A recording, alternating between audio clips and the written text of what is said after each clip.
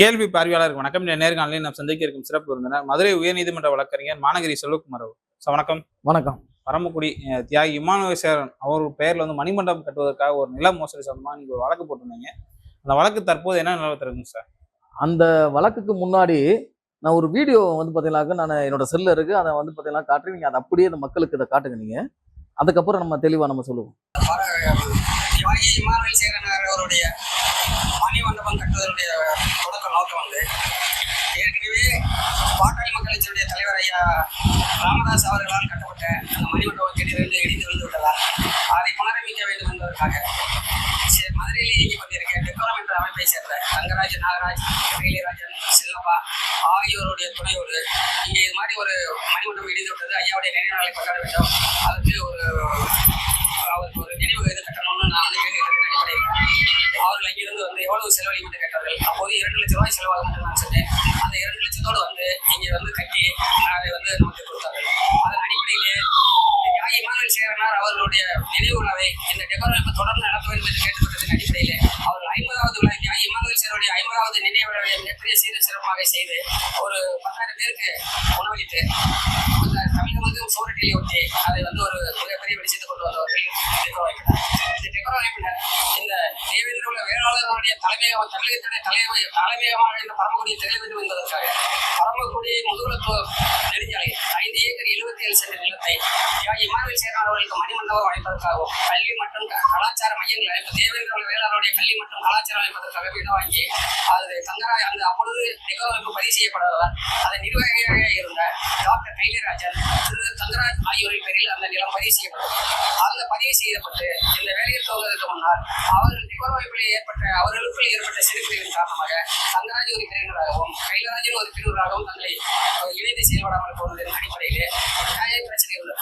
அதற்கு பின்னால் என்னிடம் வந்து நான் அதற்கு சட்ட ஆலோசகராக இருந்த காரணத்தால் என்னிடம் ஆலோசனை கேட்டார்கள். அப்பொழுது அவர்கள் சொன்னது உண்மையா பொய்யா என்பது எனக்கு தெரியாது. இந்த மாதிரி கைலராஜன் தன்னுடைய பகுதியை சொத்தை விட்டுவிட முயற்சிக்கிறார், அதை தடுக்க வேண்டுமென்றால் என்ன செய்ய வேண்டும் என்று கேட்டார். நான் உங்களுடைய சொத்தை வந்து ஒரு ட்ரஸ்ட்டுக்கு எழுதி வைங்க, ஒரு அதை மாற்றணும், அப்பதான் வந்து நம்ம ஏதாவது பிரச்சனை பண்ண முடியும் என்று நான் சொன்னதன் அடிப்படையில் அவர்கள் அரசு ஊழியர்களாக இருந்தால் அவருடைய மனைவி பேர்களும் அவர்களுக்கு பாக்கியப்பட்ட 5 ஏக்கர் 77 பாதிப்பதியை அவர்கள் வந்து பரிசு எழுதி வைத்தார்கள். அது இப்பொழுது அதாவது உண்மை சாகாதுன்றதுக்கு இது அவங்க மூலமாவே உண்மை வெளியே வருது. இப்ப நம்ம நம்ம நம்ம இந்த வீடியோ வந்து பாத்தீங்கன்னா இந்த மக்களுக்கு, அதாவது ஒரு பிரச்சனை நடக்குது, இது எல்லாருக்குமே அப்பட்டமா தெரியுது. ஏன் இந்த மக்கள் வந்து பாத்தீங்கன்னா வெகுண்டில மாட்டுறாங்கன்னு எனக்கு தெரியவே கிடையாது. வெட்டியா வந்து போராட்டம் சும்மா வாய் பேச்சு பேசிக்கிட்டு சமூக வலைதளங்கள் எழுதிக்கிட்டு பண்ணிக்கிட்டு தவிர யாருமே இந்த பிரச்சனையை வந்து பாத்தீங்கன்னா இவ்வளவு ஒரு ஒரு அப்பட்டமான ஒரு மோசடி பாத்தீங்களாங்க தெளிவா இந்த அவங்களே சொல்லிட்டாங்களா, இது வந்து பொதுமக்களுக்காக பொதுமக்கள்கிட்ட வசூலிச்சு வந்தது. இவர் என்ன சொல்றாரு, சொன்ன வழக்கறிஞர் என்ன சொல்றாரு, ட்ரஸ்ட்ன்றாரு. அவர் பேர்லயும் அவங்க மனைவியும் தான் ட்ரஸ்ட்ன்ற மாதிரி, அது கூட ட்ரஸ்ட் கிடையாது, தனிநபர் சொத்து. இப்ப இந்த சொத்துத்தே வந்து பாத்தீங்கன்னாக்க இப்ப அவங்க கிட்ட இருந்தா கூட சந்தோஷப்படலாம்.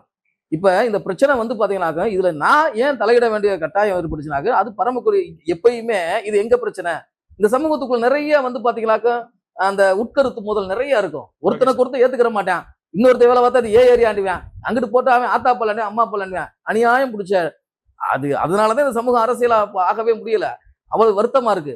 இப்ப இந்த பிரச்சனை வந்து பாத்தீங்கன்னாக்க இந்த டெக்கோரம் அமைப்புன்றான் பாருங்க, அதை அப்பையும் பதிவு செய்யல இப்பையும் பதிவு செய்யல. இப்ப பதிவு செஞ்சிருந்தா கூட அந்த பதிவு செஞ்ச அந்த சொத்தை வந்து அந்த அந்த அந்த டெக்கோரம் அமைப்புக்கு பதிவு எழுதி கொடுத்துருக்கணும். எந்த ஒரு ஆவணமுமே கிடையாது. இந்த சூழல்ல தான் அந்த செல்வராணி, அந்த அம்மா யாரு, அந்த அம்மா பண்பாட்டு குலத்து பொருளாளர்ன்றாங்க, அந்த செல்வகுமார் அவங்க எனக்கு வழக்கறிஞர் அடிப்படையில் தேடி வந்தாங்க. அவங்க மேல ஒரு வழக்கு போட்டு, அது ஒரு டுபாக்கூர் வழக்கு அப்படித்தான் சொல்லணும், போட்டு எங்க மேஜிஸ்ட்ரேட் கோர்ட் நடந்துருக்கும் போது அதுக்கு பாஸ் வாங்கி கொடுன்னு வரும்போது அந்த ஆவணங்களை பரிசீலனை படிக்கும் போது இவ்வளவு பெரிய மோசடி நடந்ததுக்கு நமக்கு தெரியுது. மோசடி என்னன்னாக்கா, இவங்க உண்மையிலேயே அந்த இடத்துக்கு மேல் பற்று இல்லாம புது சேவை வைக்கிருந்தா அழகா வந்து இந்நேரம் வந்து பாத்தீங்கன்னா அந்த இடத்த காப்பாற்ற பண்ணிருக்கலாம். இப்ப இந்த 4 பேரு நினைச்சா கூட அந்த இடத்த காப்பாற்ற முடியாது. ஏன்னு கேட்டீங்களாக்க, நம்ம கைலராஜனு இந்த நாகராஜ் இது தங்கராஜுக்கு 2 பேருக்குமே ஒரு சிவில் வழக்கு போட்டுக்கிட்டு பாத சம்பந்தமா அதுல 2 பேரும் கொடுத்த வாக்குமூலம் என்கிட்ட இருக்கு. என்கிட்ட இல்ல, மாண்புமிகு கூடுதல் மாவட்ட நீதிமன்றத்துல அவங்க டெபோசிஷன் யாருனாலும் போய் பார்க்கலாம். நீங்க அந்த ஆப் இருந்தாக்க யாருனாலும் போய் பாருங்க. இந்த அங்க இருக்கக்கூடிய இந்த தேவேந்திர சமூக இளைஞர்களும் மாணவர்களும் படிச்சவங்களும் போய் அங்க பாருங்க என்ன சொல்லிருக்காங்க.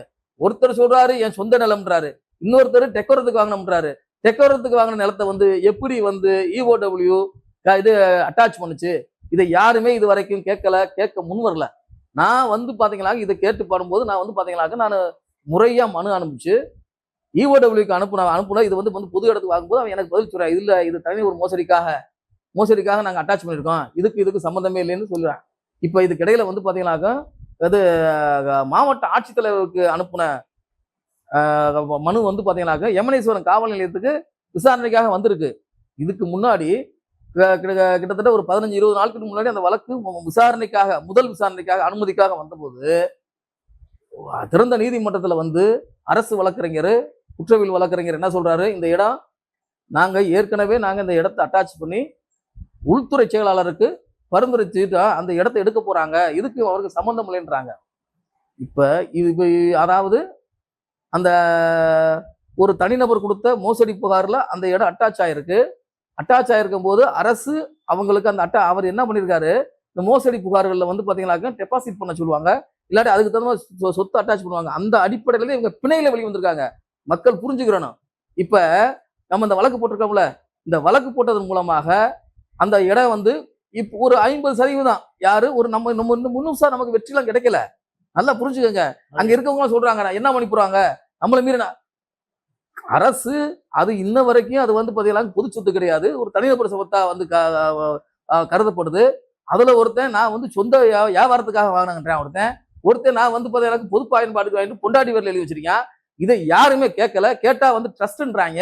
இந்த ட்ரஸ்ட்ல வந்து பாத்தீங்கன்னாக்க இப்ப வந்து புதுசா வந்து பாத்தீங்கன்னாக்க அவரு மாவீரன் இமானுவேல் சேகரன் மகளையும் வந்து தலைவரா போட்டு வச்சுக்கிட்டு இந்த சமூகத்தையும் மொத்தமா அதாவது முட்டாளாகிக்கிட்டு ஏமாட்டி இருக்காங்க.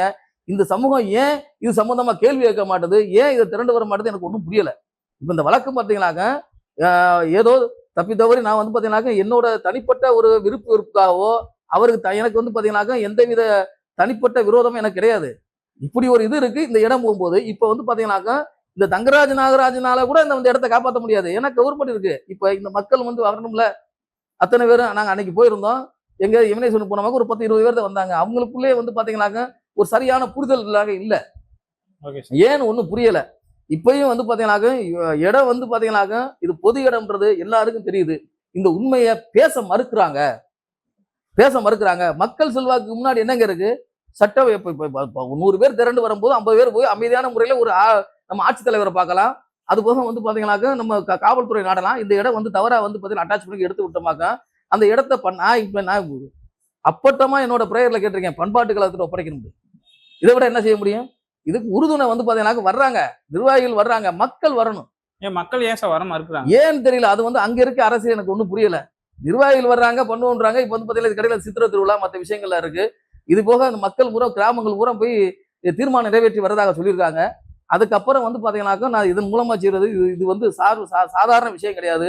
தீவிரமா போனா மட்டும்தான் அந்த இடத்த வந்து மீட்க முடியும். அந்த இடம் வந்துச்சுனாக்க ஒரு பொது பயன்பாட்டுக்கு வந்துச்சுனாக்கா அந்த மக்களுக்கு வந்து பாத்தீங்கன்னா பெரும் பயனுள்ளதா இருக்கும்.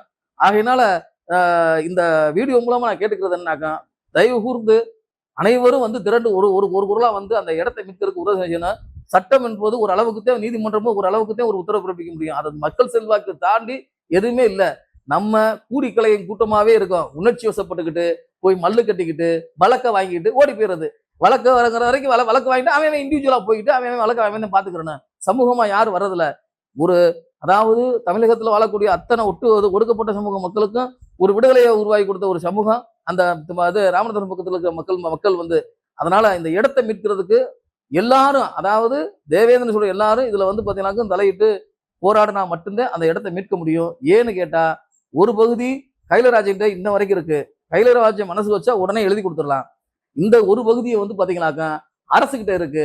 அரசு இன்னொரு வழக்குக்காக அட்டாச் இருக்கு. அப்ப இது பொது சொத்துன்றது நிரூபிக்க வேண்டியது நம்ம கட்டாயம். அதுக்குண்டான முயற்சிகளை ஈடுபட்டு இருக்கோம்.